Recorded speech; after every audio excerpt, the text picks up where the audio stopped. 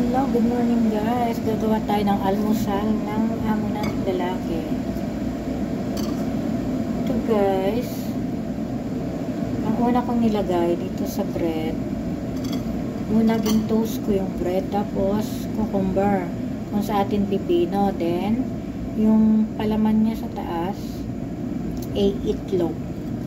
Then pagkatapos ng itlog, itatopping natin siya ng patata, ay kamatis.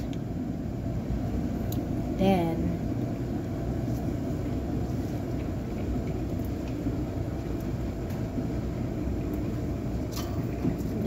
nalagyan na natin ng ganyan, yan. Yan ang kanyang almusal. Ayan. Kanyang almusal. Then i-slice natin sa gitna.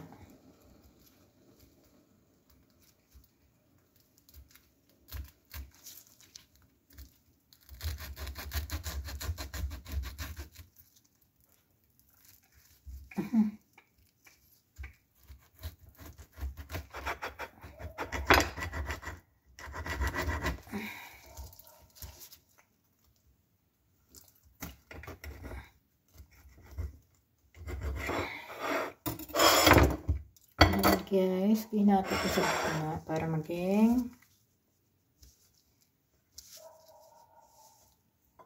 dalawa siya.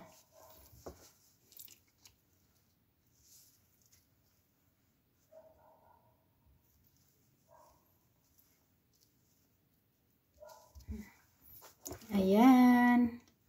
And pagkatapos, i-wrap natin siya ng ganito para hindi siya mahanginan, hindi siya tumigas.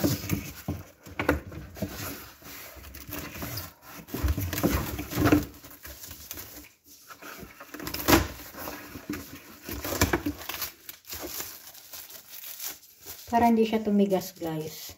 Yan. Kasi minsan gumigising ang amo kong lalaki mga 10:30. Pagising niya may kakainin na siya sa mesa.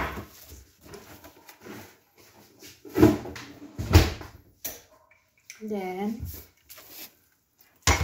nalagyan ko na siya guys ng shay.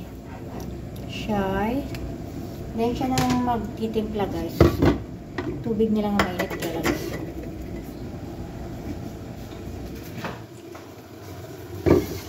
Silagay ko na sa mesa para pagising niya ready na yung pagkain niya. At pagkatapos ko dito sa loob, maglilinis naman ako sa labas ng bahay. Yun ang pinakalas na gagawin. Kaya pagkatapos na maglilinis sa bahay, haba rin ang pahinga namin guys. Kasi alas 11 gumigising yung mga amo ko, yung babae. Dadalhin ko na guys sa mesa yung kanyang almusal. Thank you for watching. Bye-bye. God bless you and Merry Christmas to all.